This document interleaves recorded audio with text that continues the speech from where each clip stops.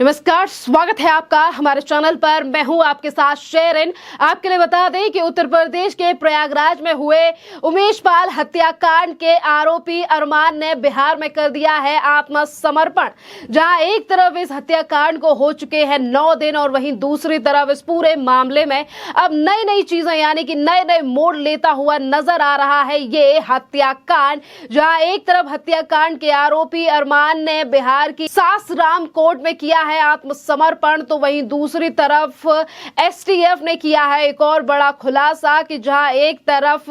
ये हत्याकांड है तो वहीं दूसरी तरफ रंगदारी से जुड़ा हुआ है ये मामला। आपके लिए बता दें कि उमेश पाल से अतीक के गुर्गे यानी कि अतीक अहमद के गुर्गों की पहले से ही थी नजर और उसी जमीन पर कब्जा चाहते थे अतीक के गुर्गे और उसी जमीन को छुड़ाने के लिए यानी कि वापस का रकम मांगी गई थी उमेश पाल से 1 करोड़ रुपए की, या तो जमीन हमें दे दो या फिर जमीन के बदले 1 करोड़ रुपया। यानी कि पहले किसी की जमीन पर कब्जा और उसके बदले में 1 करोड़ रुपए की मांग रखी गई थी अतीक अहमद के गुर्गों की तरफ से। नए नए मोड़ जो है वो लगातार अब उमेश पाल हत्याकांड में आ रहे हैं, जिसको लेकर अब जहां उत्तर प्रदेश में एक तरफ मुख्यमंत्री योगी आदित्यनाथ ने पहले ही विधानसभा में कहा है कि माफिया और गुंडों को मिट्टी में मिला दूंगा, तो वहीं दूसरी तरफ बुलडोजर की कार्रवाई भी लगातार बढ़ती हुई नजर आ रही है उत्तर प्रदेश में। जहां एक के बाद एक अतीक अहमद के गुर्गों के घर और संपत्तियों को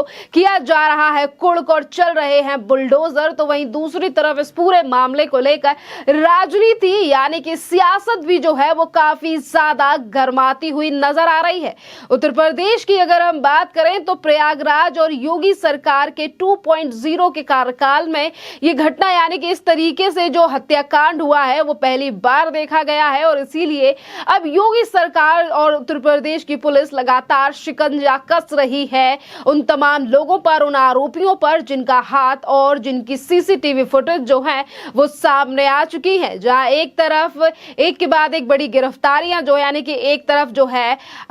एक आरोपी ने बिहार में आत्मसमर्पण कर दिया, तो वहीं दूसरी तरफ एक आरोपी को इनकाउंटर भी उत्तर प्रदेश की पुलिस ने किया और वहीं दूसरी तरफ अतीक अहमद के परिवार की भी बढ़ती हुई नजर आ रही है मुश्किलें, चाहे फिर वो अतीक अहमद का बेटा हो या फिर पत्नी, इनकी भी तमाम लगातार मुश्किलें जो हैं वो उत्तर प्रदेश की पुलिस और एसटीएफ की तरफ से लगातार बढ़ रही हैं। आपके लिए बता दें कि अतीक अहमद की संपत्ति और उनके बेटे की जो संपत्ति और जो गुर्गे हैं उसकी संपत्ति के ऊपर तो बुलडोजर चलाया ही जा रहा है, पर इससे कहीं ना कहीं जो दर्द है वो उत्तर प्रदेश के विपक्ष में भी देखने के लिए मिल रहा है। दरअसल आपके लिए बता दें कि समाजवादी पार्टी के सांसद शफीकुर रहमान उनकी तरफ से भी बयान सामने आया है इस बुलडोजर की कार्रवाई को लेकर। उन्होंने कहा है कि ये जो बुलडोजर चलाया जा रहा है ये कोई न्याय नहीं है बल्कि मुसलमानों के साथ बड़ा ही ज्यादा अन्याय है। जहां एक तरफ गुर्गों और अतीक अहमद के गुंडों पर लगातार एक्शन कस रही है एसटीएफ और उत्तर प्रदेश का प्रशासन,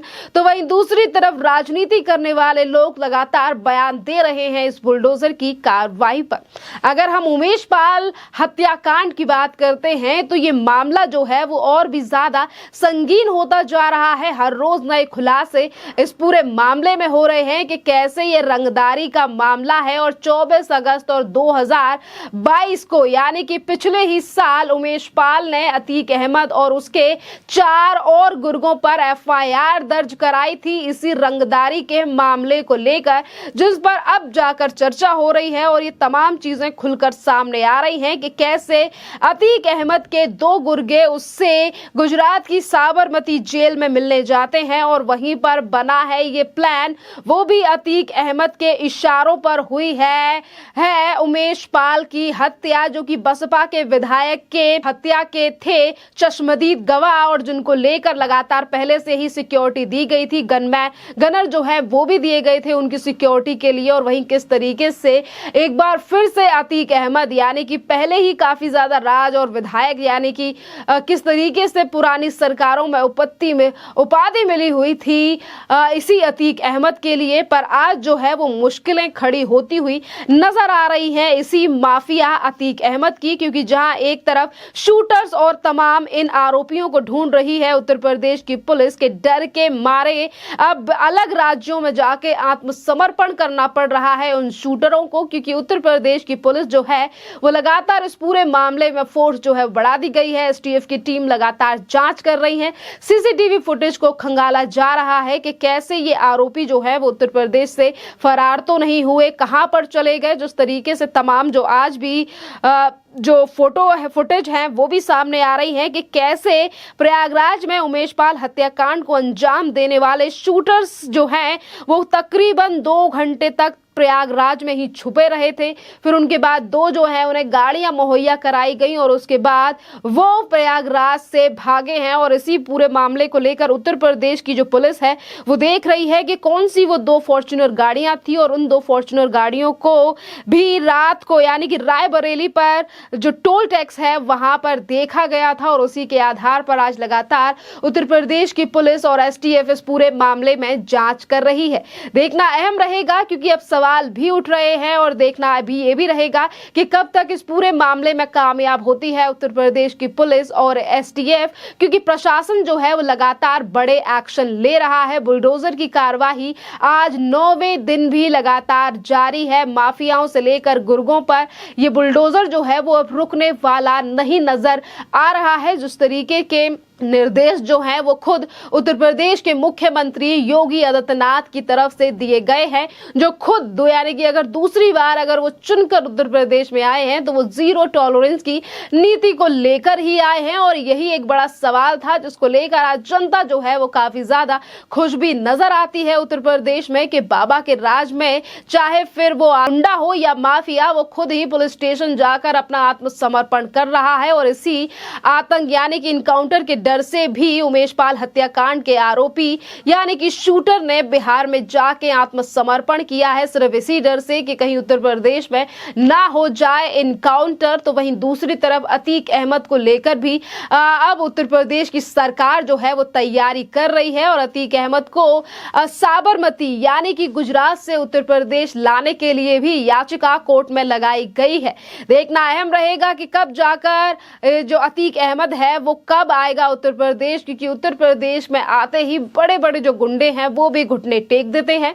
जिस तरीके से हमने हालात 2021 में भी देखे थे कि कैसे पंजाब की जेलों में अय्याशी करने वाले मुख्तार अंसारी भी व्हीलचेयर पर आ गए थे उत्तर प्रदेश की पुलिस के हाथों आते ही। अब देखना अहम रहेगा कि इस पूरे मामले में कितनी कार्रवाई जो है वो उत्तर प्रदेश पुलिस जो है वो कर रही है और कितनी कामयाबी हाथ लगती है। क्योंकि अगर हम इसी की तरह विकास दुबे एनकाउंटर की बात करें तो विकास दुबे को भी 10 से 12 दिन में उत्तर प्रदेश की पुलिस ने पकड़ ढूंढ लिया था और एनकाउंटर में वो माफिया मारा गया था। अब देखना अहम रहेगा कि अतीक अहमद के गुर्गों पर ये कार्रवाई कब तक होगी, क्योंकि जहां एक तरफ कुछ जो आरोपी हैं वो खुद आत्मसमर्पण कर रहे हैं तो वहीं दूसरी तरफ अतीक